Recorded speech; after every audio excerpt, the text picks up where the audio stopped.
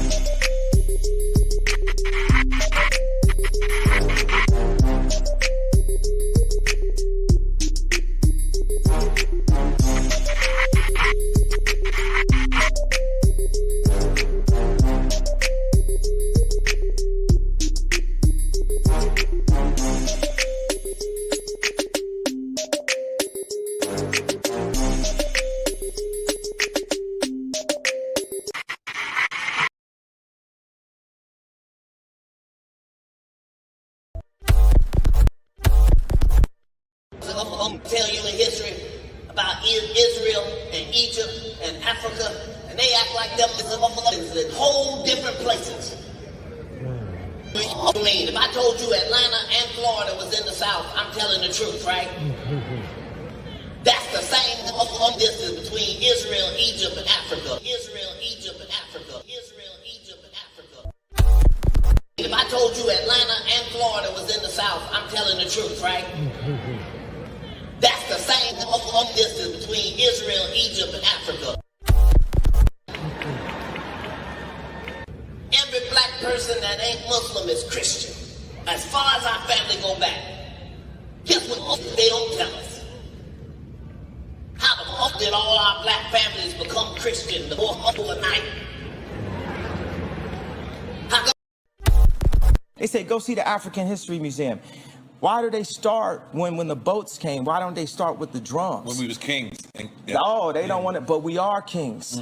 But the 400 years doesn't have to deal with slavery. It has to deal with the Bible. It has to deal with us being disobedient to God.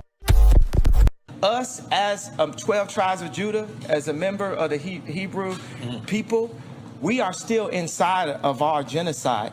50% of all black deaths a year is abortion. That's why you called Israel. Is it real? No, it's not.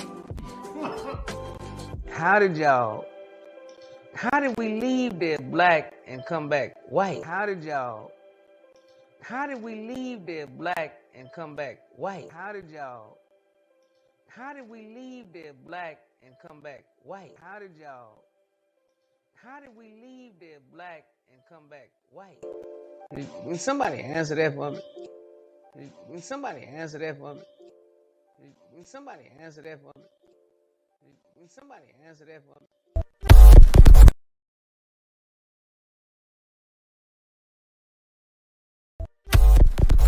Genesis chapter 11 verse 10 explains the genealogy of Shem.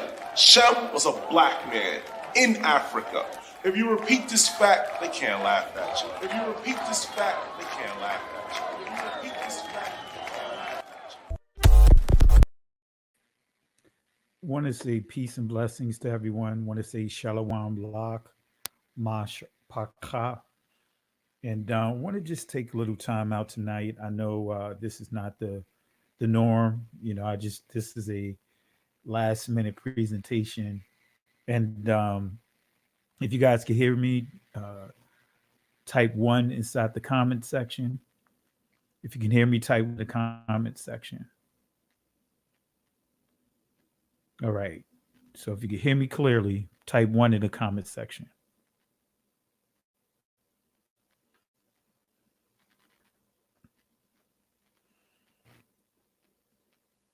All right. Good, good, good. I want to say peace and blessings again to everyone that is taking a look at this video. I know it's late, and I know this is, a last minute live. And I know I've been posting a lot of videos, over the past couple of weeks, and I know last week did an extensive teaching on Christmas, and we're going to finish that up. I'm going to do one more teaching on Christmas, and we're going to also do a teaching on New Year's. All right, because we still need to take our have our vote. The jurors, you guys have to cast your votes on whether or not to lock up Santa Claus. So, but nevertheless, tonight I want to take a little time out tonight and talk about just for a brief moment the Crafty Council. I know you see on your screen the Crafty Council, blatant liars. The Crafty Council, blatant liars. And some of you guys probably remember when I did the whole series about the Crafty Council, dealing with a group of people, a group of individuals that was very nasty, very rude, very disrespectful. I mean, just straight grimy. Really took a discussion. Actually, it wasn't even a discussion. They took the pews, took Savannah, my heritage, and just really defecated all over it. Began to come up with all kinds of foolish things that inserted into the conversation because they had no answers. Had no answers. This Christian group, right? This Christian group, yeah, they call themselves Christians. And this group, this Crafty Council, consists of, Christians, consists of Muslims, or someone that referred to themselves as a Moor, atheists. Decided to really go into a place that was a really dark place, right? Decided to take something that should have been a great opportunity for everyone to learn from, and just went grimy with it. Oh, and I don't want to forget about the Roman Catholic, the Crafty Council. I'm not mentioning any names for a reason, because I'm not going to give them that shine. But I am going to deal with one individual tonight, just the blatant lies from the conscious community, and then we'll talk about some of the other stuff later. Not tonight, though. But this Crafty Council, I mean, these group of people are so wicked that, and desperate, that would do anything to try to muddy the water, to, if they can't beat you in terms of, honestly, as far as what their information, then they have to take it nasty. Actually, they always take it nasty. I've been fighting for this community for years. Before I even got introduced to those guys. Before I got introduced to those guys, every argument that they brought to the table, knocked down with ease. But I made a video almost 4 years ago. With my wife and I, we went to a church that was built by the hands of slaves. My ancestors, your ancestors. My uncle pastored at this place. My relatives pastored at this place. Was a pastor there, James Wesley Carr, Dr. James Wesley Carr. And I made a video encouraging people to go out to the location because they started changing the information. As far as the information on the website change and all those different things. And I'm not going to explain the inside things that went on down there, that why it was changed to where it was stating Arabic out of the clear blue, right? That's a whole nother discussion. But it was really nasty. I mean, really nasty. That these guys made videos of me, made over 90 videos of me. 90 videos of me. Just straight lies and deception, deceit. You know, they say, hey, can you, we need scholars. Bring scholars to the table. They bully them.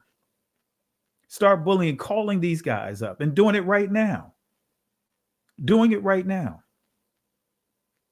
These guys are so grimy that even when I went on the platform and challenged all of them to show their face and their real names, none of them stepped up, but decided to go into a grimy state, a very grimy state, to try to smear my reputation, smear my name, smear my education, accomplishments, and things of that nature. Yes, I was going to take legal action. And actually, I consulted with my lawyer about the slandering things that was going on. And the only reason why I stopped is because my lawyer told me that these guys have no influence. He did stats and, did his statistics, did his research, and entertainment lawyer. I'm not going to mention his name because of these guys. My lawyer told me that these guys have no influence. I spent $14,000 cash. And he said, I can take your money. He said, I don't have a problem with taking your money. He said, but why would you invest money into a group of people that have no influence? And told me that I have more influence than the entire group. I'm just keeping it real. I've always kept things at a high level of honor and integrity. But these so-called Christians and so-called Moors and so-called atheists, and so-called many of them from my community, Catholic, Roman Catholic, began to mock. So my lawyer said, look, ignore them. Said they have no influence. They have no bearing on my employment. They have no bearing on the ministry that we have. They have no bearing on anything. Said most people, he said, nobody knows them. They're a bunch of unheard of nobodies. Have no influence. Not helping anyone, but just stirring up confusion. So I decided to pivot from all of that. From all of that. Because in the midst of this corona pandemic, we got brothers and sisters asking for answers. And even within our assembly, had people connected to the assembly that lost their life. Back-to-back deaths. But instead of trying to focus on solutions for that, I'm worse. I'm worse than the pandemic. The Hebrew Israelites were worse than the pandemic. Through all of that, I still maintained my integrity. Then had, even pivoting from that and just still focusing on the thing that, I've been doing from the beginning. They decided to another one decided to go nuclear. And so I had to deal with that situation. Family, we living in a very bad time right now. But tonight, right, I'm going to deal with the Crafty Council. And I'm going to start with one of the blatant liars. All of them are liars. All of them are liars. And I'm going to prove it to you. And I'm going to show you what they do, the pattern that they do, the method that they do. Blatantly lie. I did something that none of them did. I actually translated not one, not two, not three, but four of those pews. And one of the individuals that I transliterated it to on a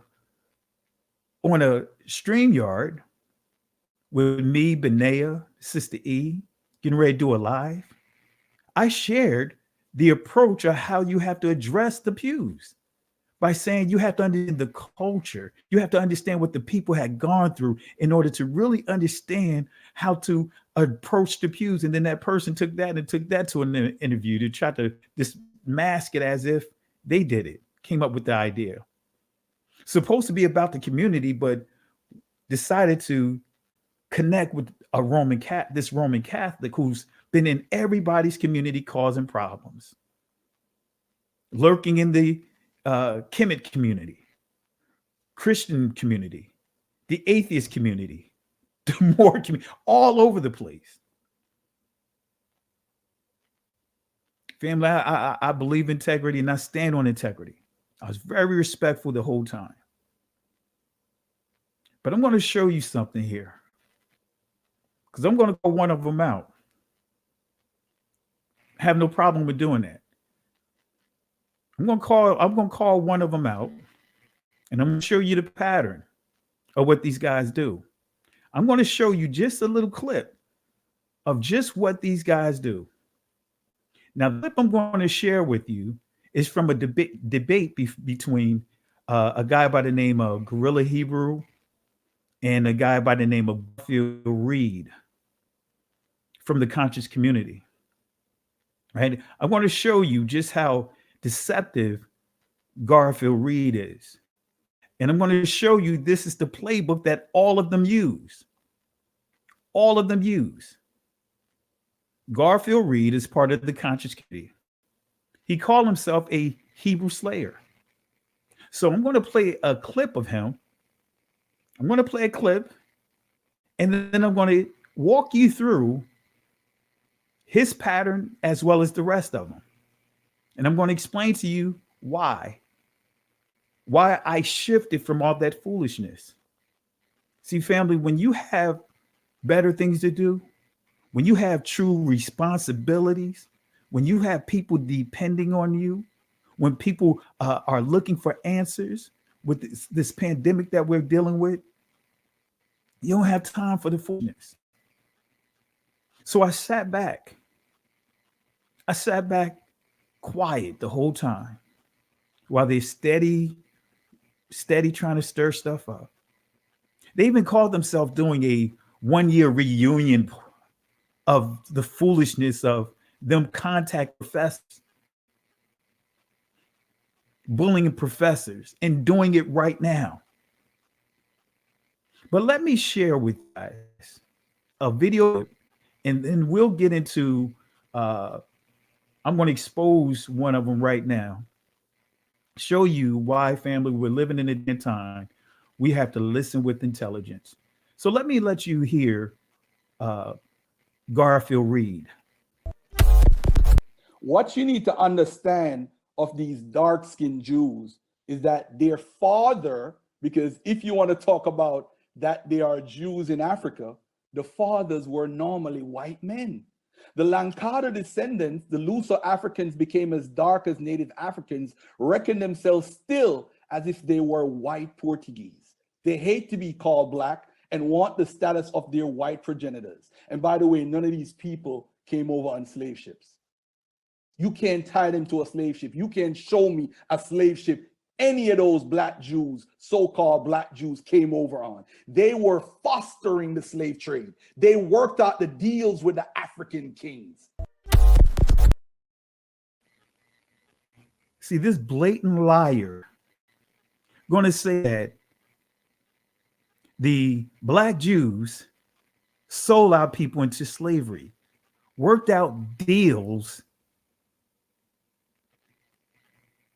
See, this is what happens, family. This is what the scripture warns us about. But this guy, he's a blatant liar. I'm going to call it what he is. He's a snake. He's a liar. Do anything to sell books, anything to build up a website. We're going to call a snake, and he's a snake. One of many that has been coming against our community. Did you guys hear this? The ignorance. And this is what they debate on. See, at least in you know, the conscious community at one time, they had one person, even though he went way out on the field, no one knew about his, you know, his perversions that he indulged in. And now he's into all kinds of legal trouble. You know what I mean? Because of that craziness that he was indulging in, pedophilia. But when Polite would do his debates, when he showed sources, at least he used his sources correctly. So I want to show you just how desperate this guy is, right? Israel, there's something special about you. When you see the Christian community, the Catholic community, Moors, atheists, and the conscious community come together to attack us, they don't go after the Ashkenazi Jewish community. You don't see them hounding them, but it's us. So I'm gonna play that clip one more time, and I want you guys to pay attention. And I want to pick apart one of his sources. I could pick apart the entire video. When I heard the debate, within 4 minutes of this section of the debate, he lied, literally said a lie per minute. But let me show you exactly what I mean by that. I'm gonna walk you through the lie. First, let's play the clip again, and then we're gonna get started. What you need to understand of these dark-skinned Jews is that their father, because if you want to talk about that they are Jews in Africa, the fathers were normally white men. The Lankada descendants, the Luso Africans, became as dark as native Africans, reckon themselves still as if they were white Portuguese. They hate to be called black and want the status of their white progenitors. And by the way, none of these people came over on slave ships. You can't tie them to a slave ship. You can't show me a slave ship any of those black Jews, so-called black Jews, came over on. They were fostering the slave trade. They worked out the deals with the African kings. See, I see your ace of diamond, Garfield. See, many of you guys don't understand. I'm from North Jersey, and some of you guys probably remember the 3-car Monty. You know, some call it 3-car Marley. You know, you have the ace between two kings, and you just, you know, on the streets, you know, doing a little hustle, right? But I see the ace. I see the ace of diamonds. So I spotted the ace of diamonds a year ago, but with my integrity, you know, I didn't want things to get way out of left field, so I pulled back and retained my peace, held my peace, until I exposed the diamond of one of the Roman Catholic